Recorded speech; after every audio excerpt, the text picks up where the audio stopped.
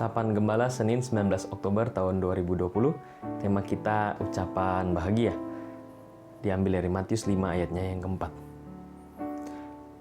Berbahagialah orang yang berduka cita karena mereka akan dihibur.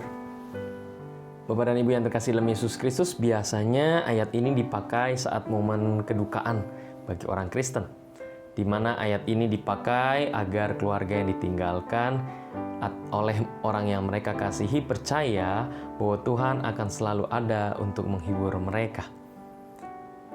Pertama-tama harus dicatat bahwa kata Yunani untuk berduka cita di sini artinya itu adalah berduka cita yang sangat kuat.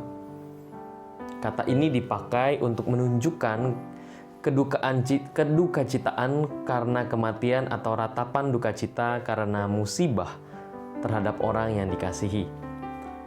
Perjanjian Lama juga menggunakan kata ini. Sebagai contoh, Yakub saat dia percaya bahwa Yusuf, anak yang dikasihinya itu, meninggal dunia. Sebuah makna di mana keduka citaan yang membawa kesusahan dan perasaan sakit hati sehingga mengeluarkan air mata yang tidak bisa terbendung lagi. Inilah makna berduka cita di dalam ayatnya yang keempat ini, Matius 5 ayatnya yang keempat ini.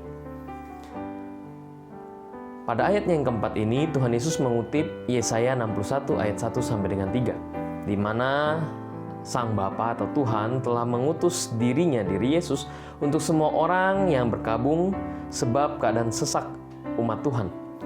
Kesesakan umat Tuhan yang mengalami penindasan, penderitaan karena ketidakadilan yang terjadi karena Mesias atau kerajaan Mesias belum datang secara penuh. Yesus berbicara tentang dihiburkan, menunjukkan tentang sebuah keselamatan total yang akan dibawa oleh Sang Mesias. Di ayat ini bukan hanya ditujukan kepada orang yang sedang berkabung karena kehilangan orang yang dikasihi karena meninggal, melainkan juga sebuah suasana duka yang timbul karena adanya keadaan yang buruk di dunia sehingga menimbulkan diskriminasi juga terhadap umat Tuhan. Oleh karena itu, untuk mendapatkan penghiburan dari Tuhan, maka Tuhan mengatakan perlu adanya sebuah perubahan, perlu adanya sebuah pertobatan. Jika ayat ini dituliskan secara bebas, maka akan berbunyi kira-kira demikian. Oh, berbahagialah orang yang hatinya hancur karena penderitaan dunia ini dan penderitaan dari dosanya karena kesedihan.